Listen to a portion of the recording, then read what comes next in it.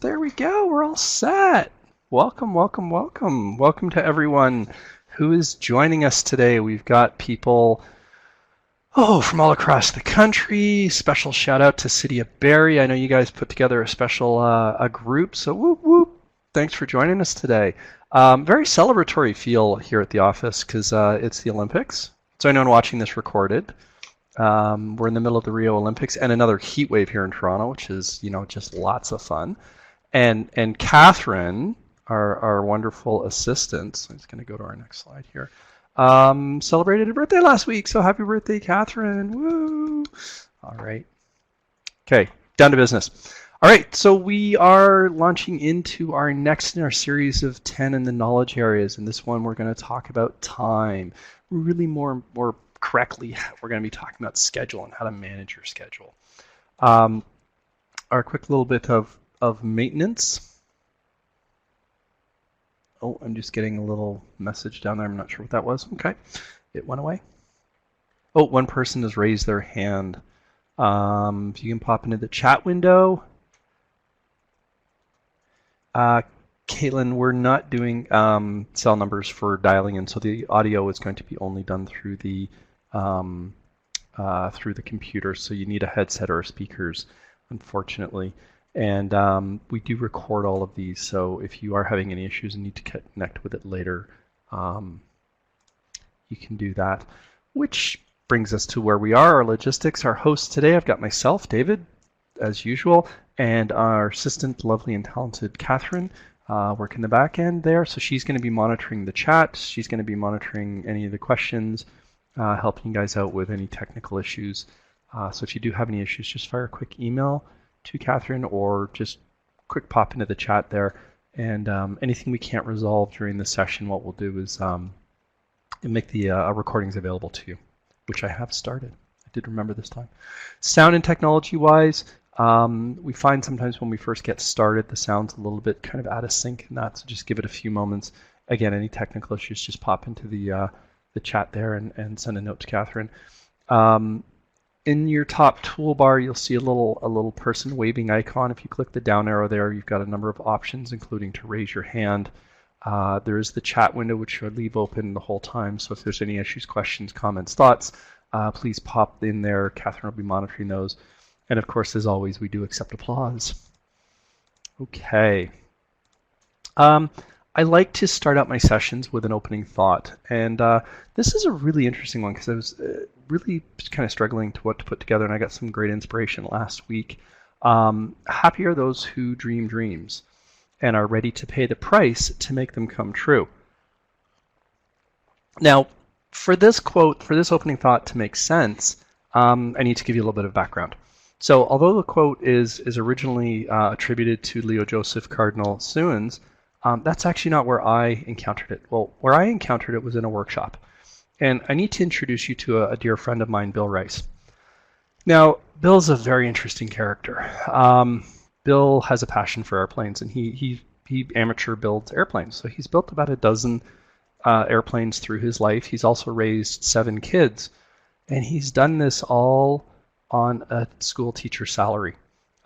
He used to own a little farm out, 100-acre farm out in near London, Ontario, and he hosted the local Recreational Aircraft Association chapter for about 30 years.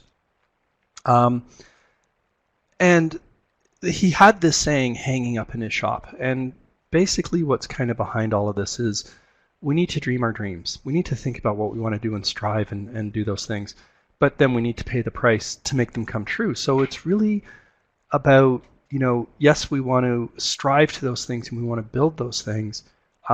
But there is a cost. And unfortunately, in the world of project management, that second piece is often lost. We have people who are dreaming dreams and want, great, fabulous, wonderful things, but then they're really not ready to pay the price for them to come through.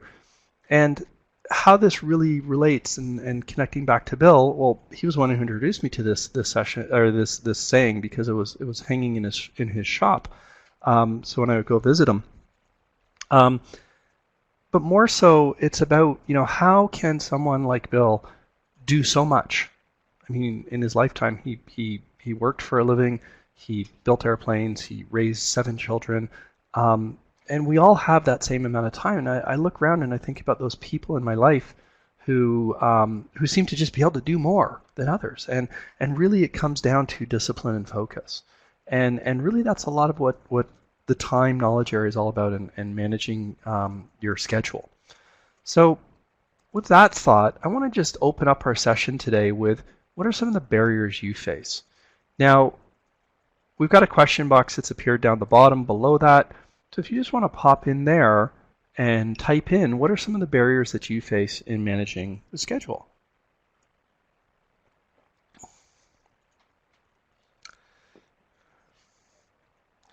Hard delivery dates from Alexis. So Alexis, just to elaborate on that, when you say hard delivery dates, are you talking about constraints? Are you talking about imposed dates? Amy, resource availability, hear that one all the time, absolutely.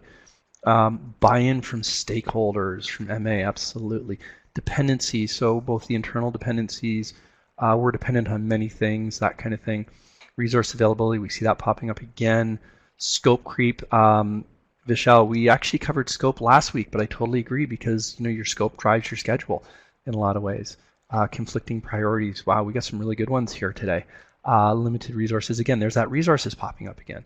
Time and budget, yeah, so balancing those two out, right? Working in a highly political environment. David, personality conflict, oh, there's a goodie. Absolutely. I mean, you've got a beautiful schedule, things are chugging along, and then people just start butting heads and everything stalls, the work just stalls. Conflicts with other projects from Steve, yep, absolutely. Miscommunications. From Alexis, delivery dates preset by management. Yes. So that's what I thought you were talking about. Limited resources, again, there we see resources popping up, right? Demands from others, unrealistic dates are given, system constraints, hidden agendas, change in direction. Yeah, just a ton of different things happening here, absolutely. And these messages, these barriers we find very, very common. So what we're going to do is we're going to kind of keep those in mind as we go through our session today, and let's see if there's some kind of tools, techniques, and things that we can do to potentially help you address them.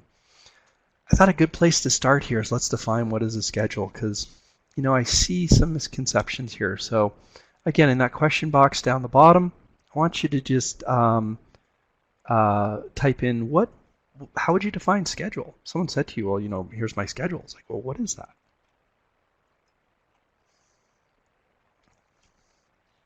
Making you guys work today, eh?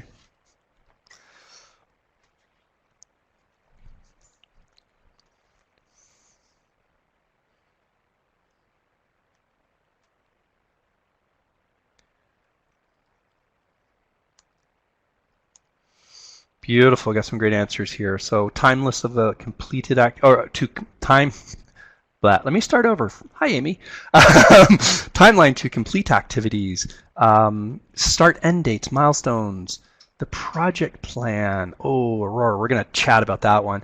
Tasks, timelines, integration of tasks, absolutely. Timeline of committed due dates. Yeah, we've got, so, we see in the answers here that there's a combination of things that we plan to get done, the timeline of activities, and things that we have to get done, such as the milestones and things like that. Some call it a plan, but really is a project work breakdown schedule with dates, tasks, resources, and so on. Judith, absolutely. And we're going to separate out a little bit more in our discussions today. We're going to separate out some more of the whole concept of the schedule versus the project plan, right? And Carol, Gantt chart, yes, we use a Gantt chart to represent it, but the schedule really is the data behind that. Lou, WBS. WBS is really our input. It's what we use to develop the schedule, and what additional data we layer on top of that to build it. So when we have our plan fully developed, our WBS definitely is an integral part there. Yeah, beautiful. Oh, thank you, Judith. Usually the input to MS project. Thank you. Yeah, so here's a pet peeve. what is MS Project? It is not project management software. It is schedule management software. Now, it does a fantastic job, absolutely, but it is designed to manage your schedule. Okay, it is designed to manage your schedule, and unfortunately, I see this a lot with people who are, using that or using it as a learning tool, because the first place it goes to, the first thing it asks for is, what is your tasks or your activities? And when we look at a schedule, when we look at the key elements of a schedule, it's activities, it's plan dates, it's durations, it's resources. These are all the things you guys were saying. But notice what's not there. This is kind of a really key piece. What's not there is it is not deliverables. Your schedule is not deliverables. Yes, these activities, build the deliverables. And milestones represent often when a deliverable is done or when we need it to get done. But it's the activities that get us there. And I really want to make that kind of our focus for today. How the schedule is really about the activities. It's about the planned dates for those activities, which is the durations. And we're going to separate activity or effort and duration in a few moments. And the resources. So, really good savvy groups there. I'm seeing some really good answers when I ask that question. So here's our next question. Told you I was going to make you guys work today. What's the difference between a deliverable and an activity? So again, I want you to pop into the area down the bottom there, and we're going to separate out an activity versus a deliverable.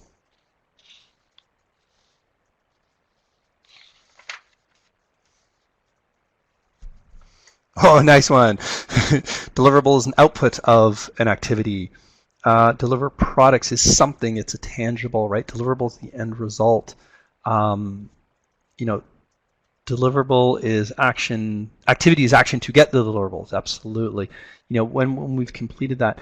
So when we talk in terms of activity, it's the work effort under that deliverable. The deliverable, is an artifact. It's the thing, it's something tangible. Now, the deliverable can take the form of something physical and tangible, such as a building, a piece of software, a report, that kind of thing. But it can also take the form of something intellectual. It can be, a report or maybe even a decision. So, we want to be very clear when we look at what's the deliverable versus what is the, what is the activity. Now, I was really happy to see WBS pop up as one of the things for our definition of schedule, because I wanted to revisit this, right? Now, during our last webinar under scope, and if you missed it, by the way, we have it recorded. We have that online, so take a look at that. But in scope, we talked about the charter, right? And that really defines the business need, and it kind of defines a bit of the scope, but not fully. And then it'll touch a little bit on the project scope. So we've got this whole why, what, how model, and we really need to have that focus on why are we doing this, which will drive the what, and the what will drive the how. Now, what we're really talking about here is the product scope, or the what. That is our deliverable. That's the thing, the artifact. Whether that's the building, the software, the decision, the report, whatever that is. Now, the activity is the project scope. And, when we take that WBS, right, and we break it down, right, so we take the high-level deliverables, which is driven by the need, right, so what do we need? We figure out that high-level deliverable. We subdivide it down into subcomponents. We keep dividing it down. And as we keep dividing it down, our nouns, our deliverables turn into verbs or activities. And that's what we're focusing on today, right? That's what we're going to focus on today. So we're really kind of putting this into context. We're building on what we've done in the last couple of sessions. Now, we've posed this question many times in our webinars before. What is success? And we often get the answers back, things like, well, on time and on budget. Now, I have a problem with that as a definition. And the reason I have a problem with that is that I can have a project that delivers late, I can deliver over budget, and it still be considered a success. I can also have ones that I deliver on time and on scope that are considered failures. So our real definition of what a project success is needs to go beyond that. And granted, there are some projects, especially regulatory ones, been involved in quite a few of those over the years, that time time is number one priority and it has to be delivered. And if I deliver late, we get fined by regulator, those sorts of things. But when we look at true success, have we addressed the need? And, again, huge pet peeve of mine. I see this time and time again.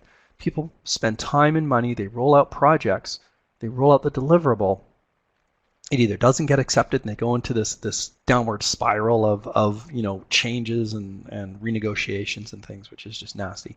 Or, it gets signed off or accepted or even potentially shut down. The resulting product gets shelved and it never gets used. So, and there's a number of studies over the years that have looked at this time and time again. You can look at Cotter's work, you can look at ProSci's work, there's a whole bunch of them. And it's in the neighborhood, it always comes back the same. It's 70-80% of initiatives fail. And by fail we mean the change wasn't sustained. It wasn't ingrained into the culture of the organization. It was an application that got shelved. It wasn't a product that got really properly used. Now you notice in that definition we really weren't talking about the time cost piece, right? The on time on budget. Because if you deliver late, but this is like, wow, this has saved the company, this is a huge benefit to the organization, that's when you're going to have success. I deliver on time and on budget, but yet the thing's not used and we kind of throw it away. Well, we're kind of not really, getting true success here. The priorities are important though, right? And we do a lot of work in managing our projects. We manage them from a time perspective, we manage them from a cost perspective, and that is important. It absolutely is. I'm not saying it's not important, but it's not what's really going to give you true lasting success. So, while we do need to manage that, we also want to make sure that we're not kind of, missing the boat here a little bit. So, we're going to now start to dig in a little bit more into a little bit more detail. And I want to ask this question: how far into the future can we schedule? Can we develop a schedule? Now, remember, we've defined the schedule as the activities, as the planned dates, which included the durations, which included the resources. So how far into the future, realistically, can you plan or schedule your project? And make this a 3-year project. You're in month 1 of a 3-year project. How far into the future can you schedule activities, plan dates? Here's when it's going to start and stop. Here's how long it's going to take. Here's who's doing it.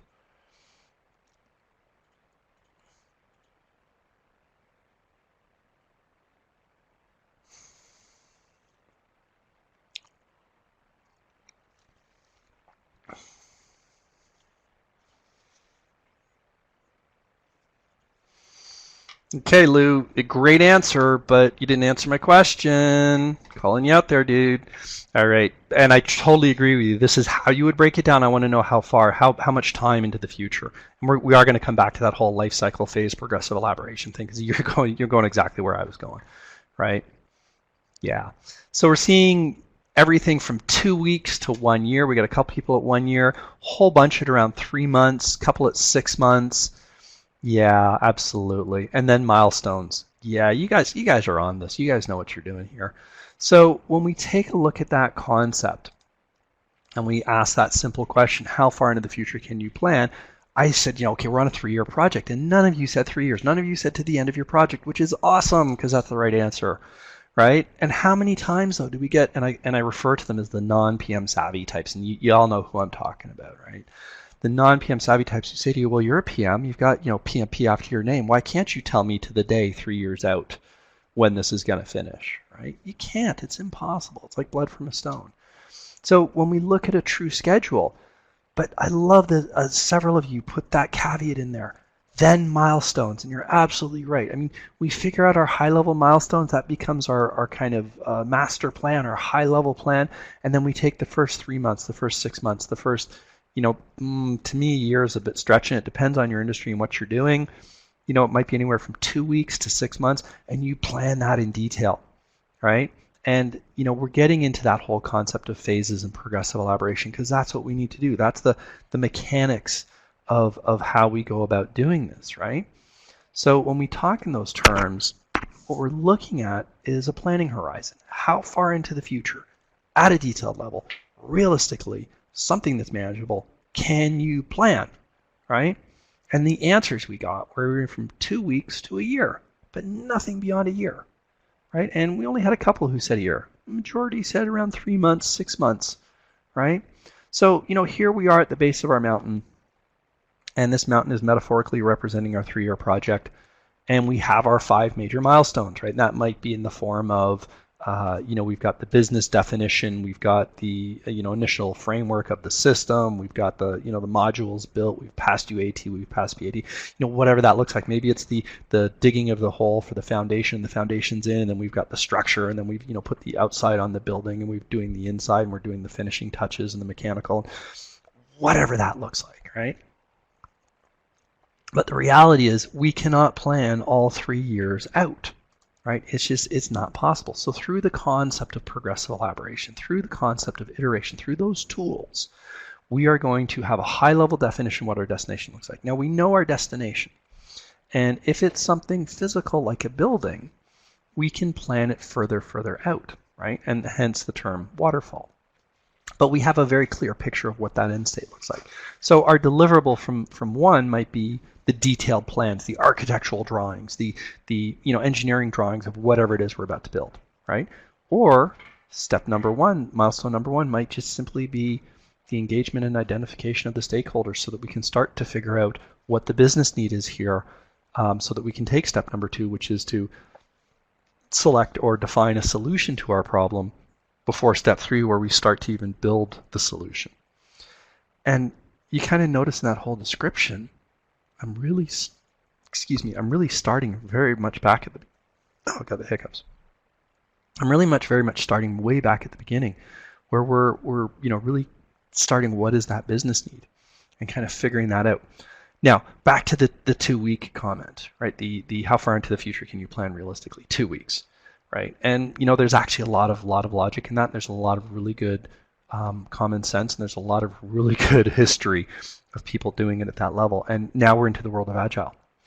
But notice that the difference between waterfall and Agile, it's actually, in my humble opinion, there's really one key difference. Not minor, it's key. There's one key difference. That's the length of the wavelength. So in that Agile methodology, that first step up to that first flag is about 2 weeks, right? And then we adjust, evaluate, replan. We adjust, evaluate, replan. We adjust, evaluate, replan. In a more waterfall-like style, instead of it being 2 weeks, it might be 2 months or 3 months or 4 months, right? And we've got maybe a bit more clear definition of where our end state is versus I've got a bit more of a vague idea at the beginning, right? So I haven't defined it as tightly. But through progressive elaboration, through iteration, those concepts exist in both environments. Right, there's a huge misconception out there, and we need to dispel this, folks.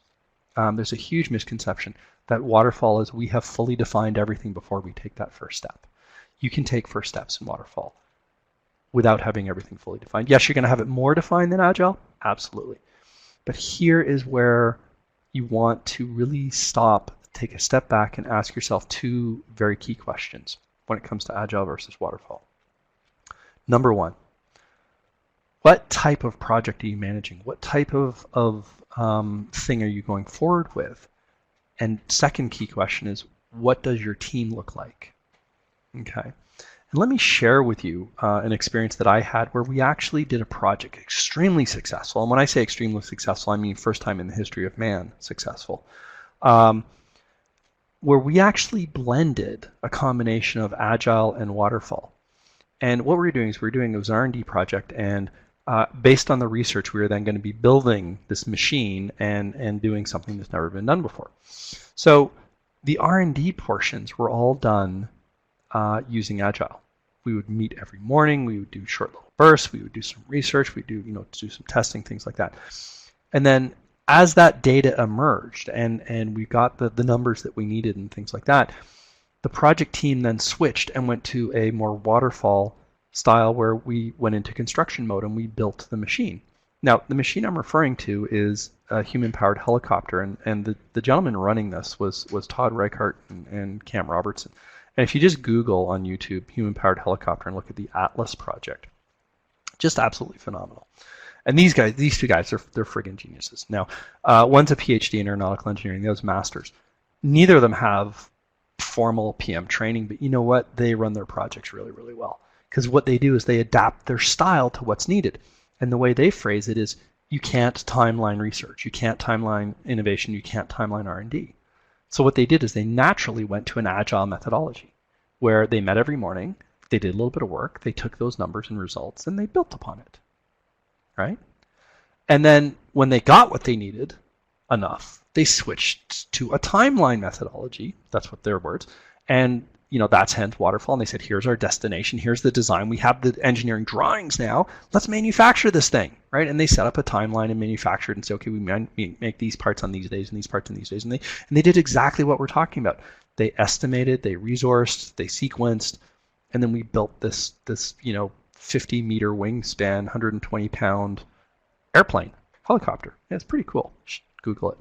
Anyways, so, it's become my personal thing now to break down the wall of agile versus waterfall. It's agile and waterfall. It's, use them when they make sense. But really the difference here is how long it takes. Now, let's talk a little bit about stage gating. And this is that whole concept, and apologies, I've forgotten the name of who put it out there, but he said, phases, right? So we're looking at that 3-year project. Now, if we're doing a 3-year project, it's probably complex enough to justify breaking it down into phases. Now, if we're going to break something down into phases, we're also going to be probably talking about stage gating. And I've got up here represented the 4 basic typical phases: initiate, plan, execute, finish, right? And this is the classic model. Whether you're doing agile or waterfall, we're doing this. We're initiating it, we're starting it, we're getting permission, we're saying, hey, does this make sense? We're then planning it. What should we do? We then go do whatever it is we planned, right? And then, of course, we finish and wrap it up. And if you look at a sprint in agile, you actually do these 4 steps within each sprint, because you all get together and say, what do we need to do? Should we continue forward? How should we get direction, right? So that's initiating, that's planning. Then you do it, right? Okay, let's go do that work. And then at the end of your sprint, you do a little bit of reflection and say, how'd that go, right?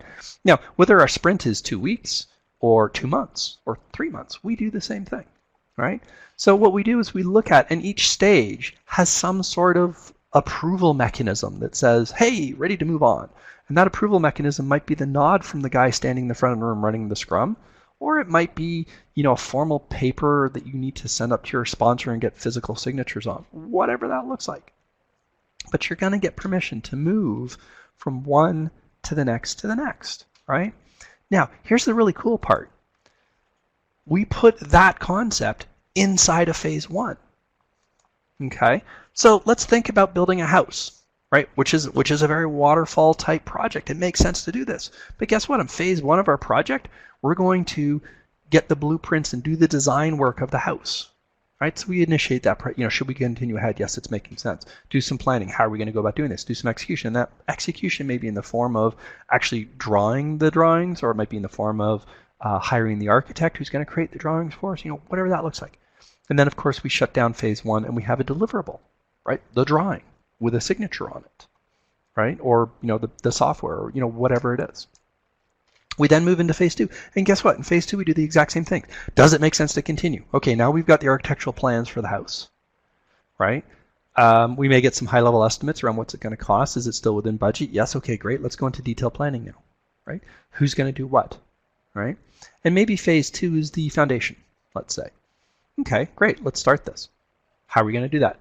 We now start to break it down. What's the activities? Well, we got to dig a hole. We got to put some forms in. We got to pour some concrete, stuff like this. Who's going to do that? How long is it going to take? What's it going to cost, right? We get into all the details of the planning.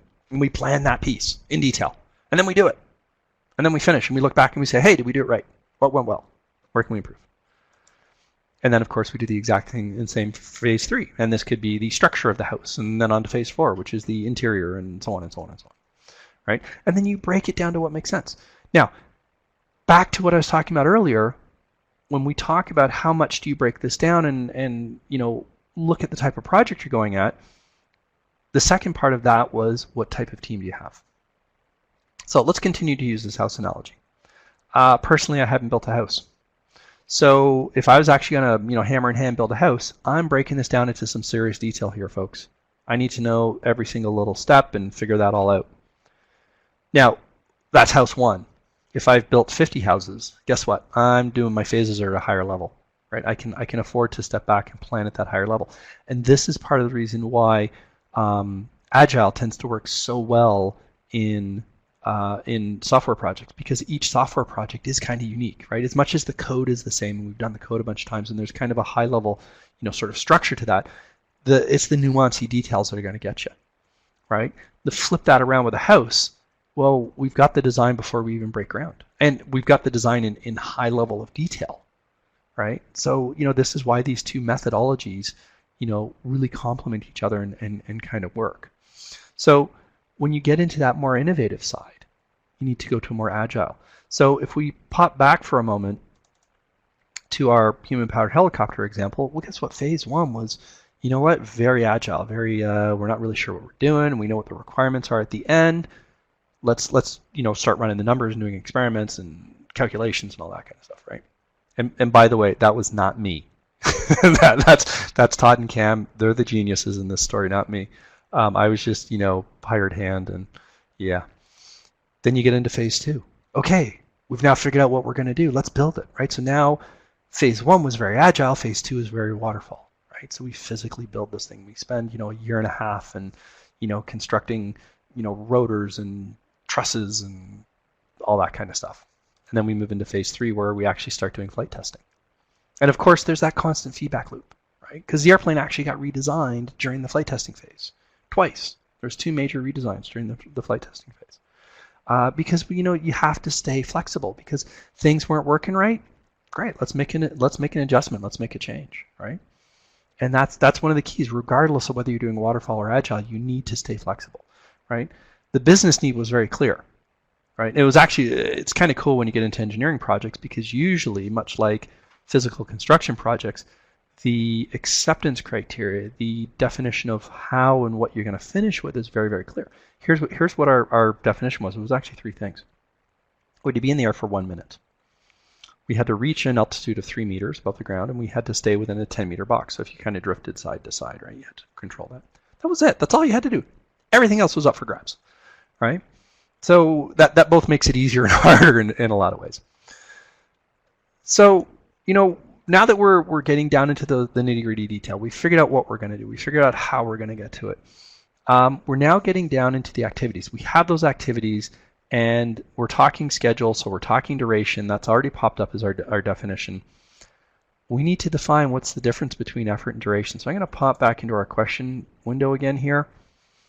And you know what, folks? Give me some definitions. You can define effort. You can define duration. You can give me something to contrast the two. What's effort? What's duration?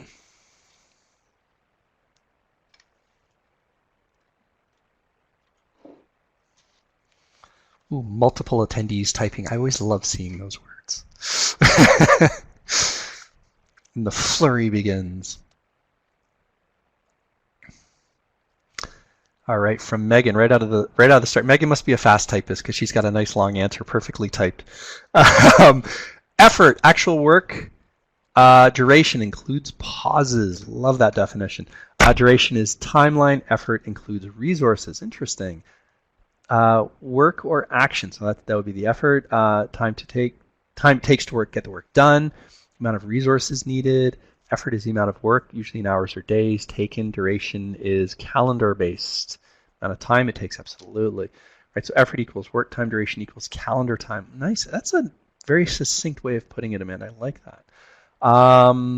Effort involves resources, duration involves elapsed time. So yeah, we're all right in that zone. This is fantastic. Okay.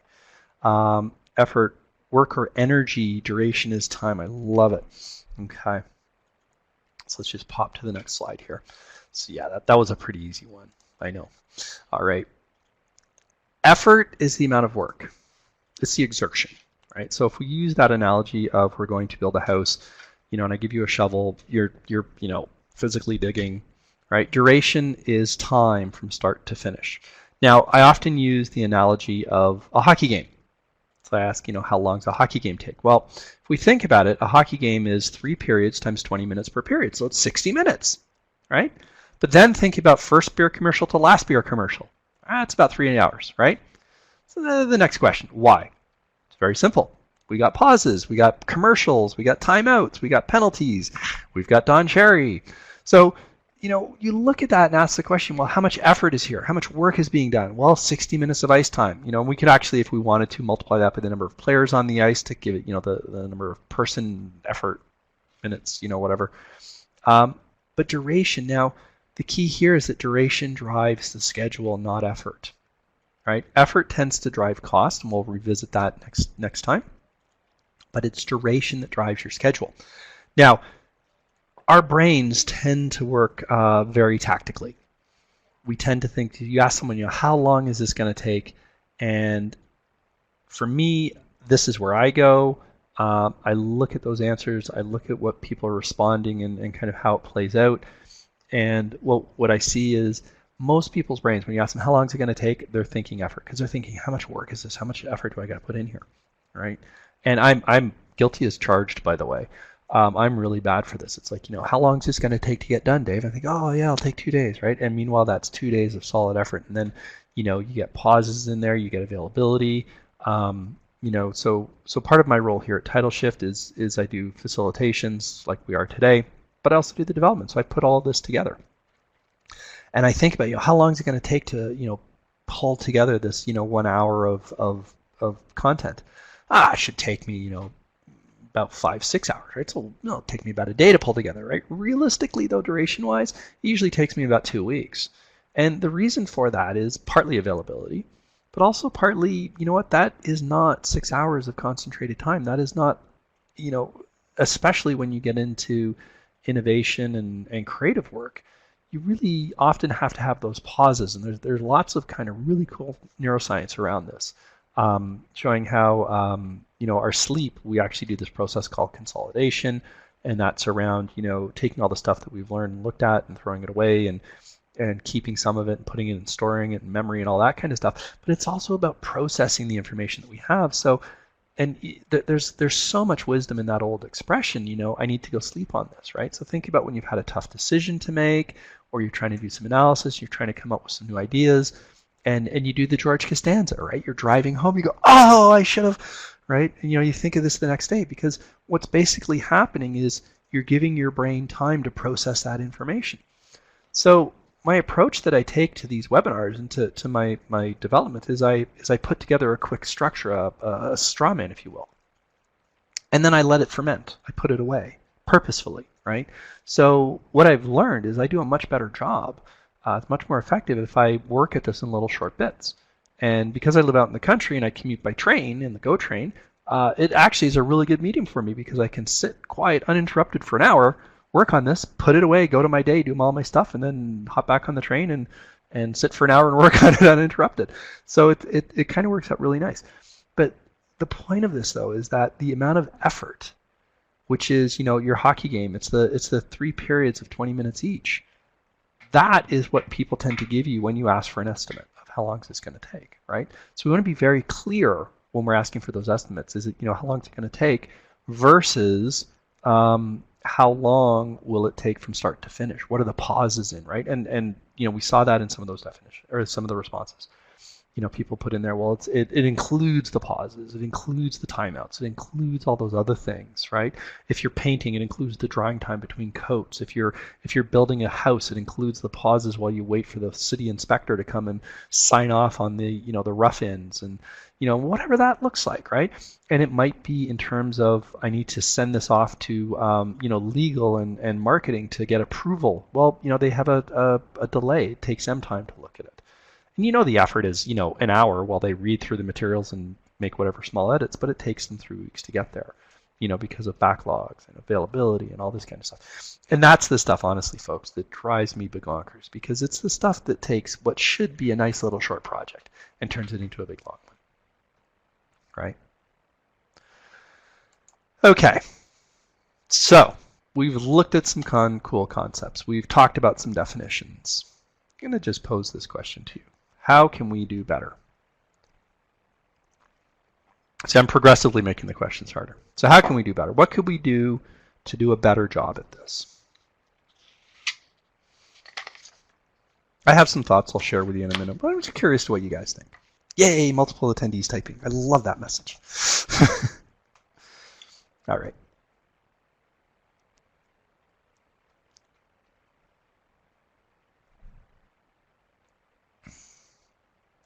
So there's one, I think we've already got a couple.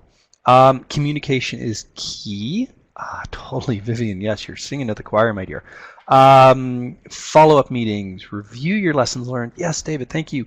A key word there is review. And, guilty as charged. We do these lessons learned sessions and then we don't actually review them or act on them. With less work and in less duration. So that's how we do better.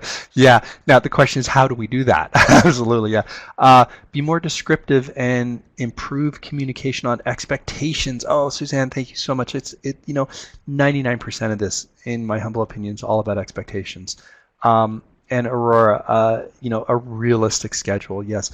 And realistic achievable timeframes for that scope and deliverable. Absolutely. Manage those expectations. You're hitting the main hot key points here, folks. Set better expectations about downstream activities. Take risks into consideration. Oh, there's another one. I could talk for days on risk, and that's coming up. We got a really cool stuff planned for you for risk sessions. Judith, think. I'm not sure what you're getting at there, Judith. I need a little further on that one, if you wouldn't mind. But yeah, some really good stuff here. Oh, Judith is typing, so let's give her a few moments. Key ones here: lessons learned. Let's learn from the past. Let's not reinvent the wheel every time. Let's set those expectations well. Let's build something that's realistic, attainable, achievable.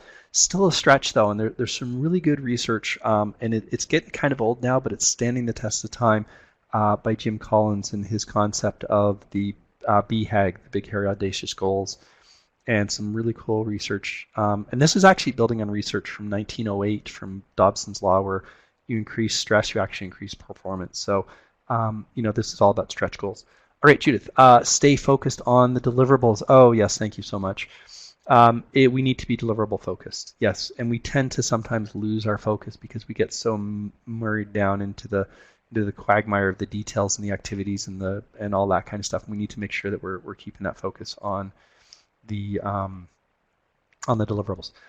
Beautiful. Improved communications between work streams. Yes, we talked about one of the key barriers you had earlier was dependencies. One team's dependent on others and, things like that. And include all parties in the schedule development. Yeah, because you know what? You're developing a schedule in isolation in a vacuum. Yeah, you're setting yourself up for some trouble there. Totally agree. Some great answers, guys. Love it. Okay. There we go. We're back. So here's some of the stuff that I answered that question with. Planning versus doing. And you need to find the balance, right? And my favorite, no time to plan, just do. Let's go. Now, I use the analogy, I travel a lot, and I use the analogy of my trips, right? So, I've got to be at a client site in Boston, Massachusetts on, Tuesday next week at 9 a.m. for a class or whatever. And I asked them, well, this is a classic definition of a project. It has a beginning and an end, right? There's constraints, there's, it's planned, executed, etc. Right? There's a deliverable, me there. Yeah. So now let's think about this for a second. I need to get from Toronto to Boston, right? Now imagine if I embarked on that project without doing any planning. It's like my boss calls me up and says, my God, you got to get to Boston right now, go, right? No time to plan, just go. So I hop in my car and I start driving frantically. How effective am I going to be, right? Now, I know it's a simplified example, but you take a few minutes to plan and now you've got something that's executable, you've got something that's realistic, right? So, but we actually do this in our projects in our real lives. We actually hop in the car, the metaphorical car, and we start driving, we start to work. And meanwhile, we haven't figured out the destination yet, right? Now, if we have someone sitting with us, if we have the resourcing to say, you know what, you start driving, we've got a general idea of the direction we're going to go. We know we're headed to the US, okay? So I'm going to hop in the driver's seat, you hop in the passenger seat, and you're gonna be my navigator. You're going to figure this out as we go. And as we progress, we're going to evaluate and readjust and so forth. This is what we do in projects. This is what we should be doing in projects. But we need to know what that destination is. Now, we might not have 100% of the destination, but we also have to tie it back to what is the goal or the objective of the project. So think about those trips you've done where it's a vacation and your goal was to just get away and have some fun and have some enjoyment. You can hop in the car and just go wherever you feel like, and you just kind of stop where you feel and that kind of stuff. You've met your objective, right? But if my objective is to get to a meeting in Boston at a client, well, I need to have a little bit more of a plan, right? And planning does save time, right? So the better I plan, the better I'm going to execute. And for about 1 hour of planning, you're going to save about 10 hours of doing. Now, I've always known about this, and I was actually in a class this week, and another Dave was there. We actually had 3 Daves in the class, and he was the one who actually gave me this stat. And it actually comes out of a study. Unfortunately, I don't have the study handy, but there's multiple studies that show this. And the ratio is somewhere around 1 to 10, 1 to 5, whatever the ratio is. But the reality is, you do a bit of planning, you save time doing. Now, people always say to me, "Well, agile, we don't." You do actually. Sprints are planned, right? But when you're looking at 1 to 10, I got 10 days of work. I do 1 day of planning, right? So you think about that, and you think about, okay, well, we're gonna split. We're gonna spend 10 minutes, half an hour, 3 hours, whatever, planning our sprint. We do our stand up, we plan our sprint, then we go get to work. You are planning it, and agile actually requires a huge amount of discipline to execute, right? And to execute well, and it requires a amount of skill. And this is part of the reason why some people have tried agile and have been challenged, and why a lot of people tend to fall back on waterfall, because waterfall requires actually less initial skill and competence. You can actually execute a little bit more, with a. Just trying to think of my words here. Just want to be careful on my wording. You can execute it with a little bit less experience and a little bit less competencies. But agile, you need to be on your game. You really do. But they're still planned. Sprints are still planned. But because they're so short, well, the amount of planning is also short. So it's all relative, right? But planning impacts on doing. If you don't plan your flight, if you don't plan your project ahead of time, it's not going to go so well, right? Now, does that mean you don't update your plan as you go? No, 100% you update your plan as you go, right? So I'm in Providence, Rhode Island one time, and I needed to get to Reading, Pennsylvania. So I taught a class in Providence, then hop on the plane and go to Reading the next day. So I'm executing my plan, and my plan was to deliver my class, finish up at around 4 o'clock, 4:30, which I did. Half an hour drive to 20-minute drive to the airport, drop off the car, get to the check in at the airline and all this and that. And I check in, and on the little kiosk, and it says you've successfully checked in for your flight tomorrow at 11:30. And I'm like, no, my flight's tonight at 7. So, I go to the counter, and it's like, okay, your flight's been canceled. Next flight's there. And fortunately, it was a weather issue, so the earlier flight was delayed. I ended up getting on that. But I'm already, and this goes back to that risk piece, right? But I'm already, adjusting my plan, because I'm like, okay, so I'm in Providence. I got to get to Reading. It's about a 7-hour drive or 6-hour drive. So I'm already thinking, okay, I'm updating my plan that if I can't get something here at this counter, I'm walking back over to Avis and, getting a car and driving, right? So, planning is not about being rigid. It's actually about being flexible, right? Because I'm staying rigid to my destination. I'm staying rigid to my deliverable, to my what is my goal? But my how I get there is being flexible. Okay, so the other thing I thought of as I was putting this together is I thought a little bit about team building and how a really good team is so much more productive and so much more capable and so much more doing it. That's why there was one of the ones in the schedule piece when we were talking about that someone put in there around how the resources are so key. And this again builds on that whole concept of no time to plan, just do. And you put 10 people in a room, you have 10 people in a room. You don't have a team, right? So we need to go through this concept. And I'm just showing you the Tuckman model, which I'm amazed how well this model applies and how true it is. And I see this every time I do a class. We bring those 10 people together, those 20 people together into the room, and we go through these stages: forming, storming, norming, performing. And how long it takes to go through is going to be dependent on the situation. It's going to be dependent on the people. It's also highly dependent on the leader, on who's running that, right? And then, of course, we also have adjourning. Now, adjourning becomes a big deal when you get into projects, especially big, long projects, when you've got teams who are sequestered. They're there for a year. They've really brought together. there's some people whose entire jobs, they'll be at a job for a year or two and then they move on. And meanwhile, you got other people who are doing a project for a year or two and then now the project ends. It's like ending a job. So there's a whole bunch of stuff around that. We're going to go into more detail on that one when we get into HR. Be realistic. And this was something that was mentioned by someone. So thank you guys so much for that. You were told it was going to be 3 months. It was actually done in 18. Not a happy customer. But if you were told that it was going to be 18 and it was done in 18, as much as you might not have liked the initial, it's going to be done in 18, when it actually gets done in 18, there's a level of satisfaction there. There's a level of you delivered what you told me, right? Now the question here is, as a PM, are you being viewed as a technical resource or are you being viewed as a trusted advisor? And if you're being viewed as a trusted advisor, scenario number 2 becomes much more probable. And by that, what I mean is that when I am engaged by you as the sponsor, and I'm going to be the PM in this scenario here, and you say, you know what, I need this done in 3 months, and I say, sorry, dude, not a hope in, not going to happen. 18 months is realistic. If I'm a trusted advisor, you're going to receive that much differently than if I'm a technical resource. And, technical resources tend to be judged and viewed and treated, and I say tend to be, more of a, here, go do this. I don't know the details. You're the technical person. You go build that, right? But I need it done in this time. As opposed to the trusted advisor is going to be more of a, how long is it going to take? And they're going to be more receptive to that input. So when we talk about being, realistic. Okay. And I'm just looking at the time. Man, the time has flown by today. We can't do this without doing some PMBOK stuff. So define activities, identify dependencies, schedule the work. This is really the sequence of processes that PMBOK talks about.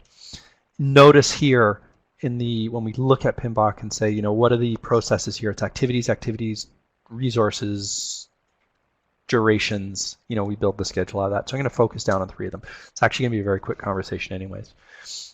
Notice the first 2, 6.4 and 6.5, both estimate. So I was going to pose this question, what is an estimate? Short on time a little bit, so I'm just going to go ahead and answer it. An estimate is a prediction of what we realistically think will happen.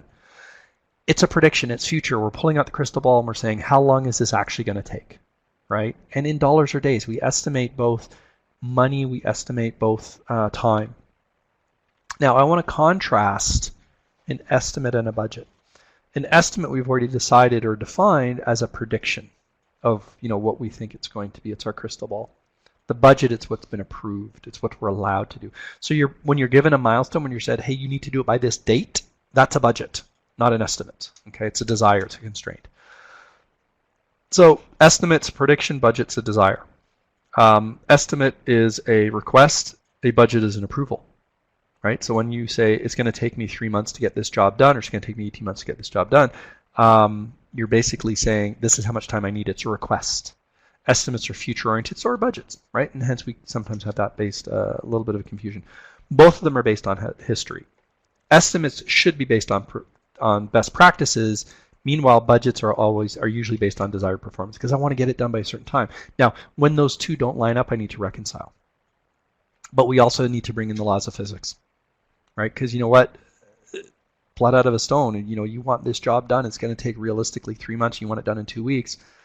Laws of physics, right? Well, then we balance that off with the available resources, right? I'm amazed at how quickly they build houses and subdivisions, right? My wife and I, we drive around and we're seeing, the city crawl towards us. We've been up there since '91, and we have to drive further and further north to get out of the city. But it's amazing how fast. It's like, yeah, they have available resources. I mean, you look at the number of people who are thrown into those development projects once they actually break ground. It's amazing.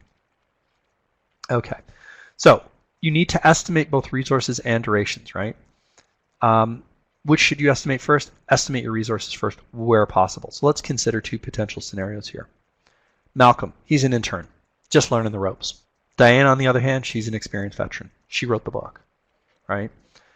Now we're going to balance that with our resources. What's our priorities?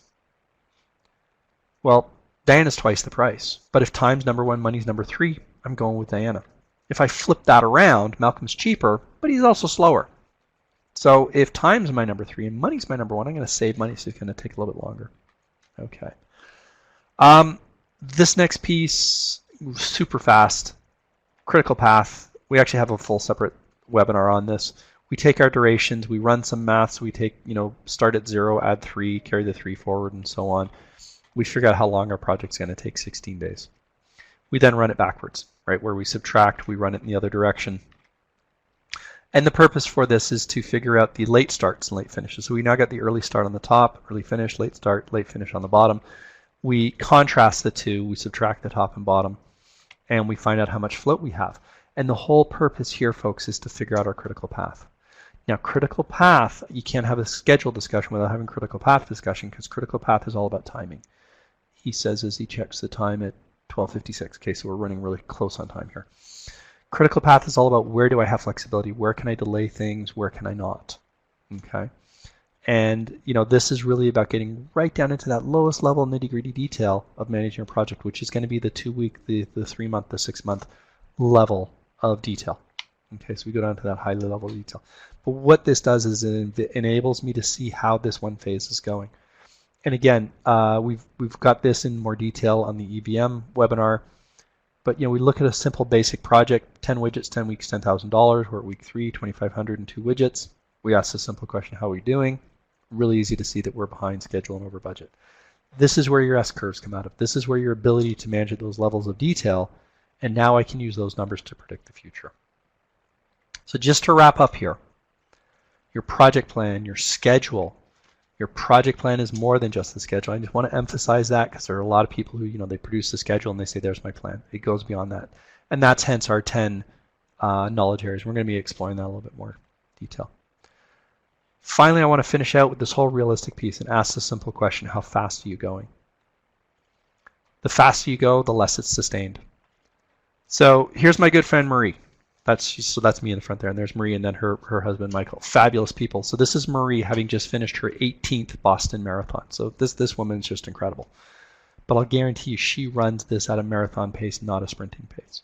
So when you set up your project, set it up in an appropriate pace for the length of the project. Because if you're doing a short project, something that's only a couple weeks, couple months, you can run at a bit of a higher pace. Now that means if you're doing the larger project, the 2-year, the 1-year, the 3-year projects, yes, it's going to be a marathon pace. You are going to sprint. There's going to be times when you sprint, as I'm sure Marie did during her marathon, right?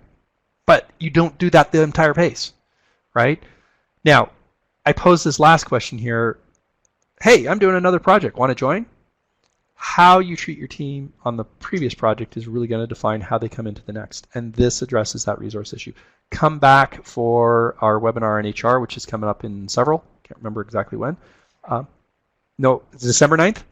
September. No, that's cost. Yeah, so it's coming up. Just look at our schedules. We're going to address all that kind of stuff. So just to pull this to a close, happy are those who dream dreams and are ready to pay the price. And there's the key: is we got to put the effort in. So if you don't put the effort in, you don't get the benefit out, right? To make them come true.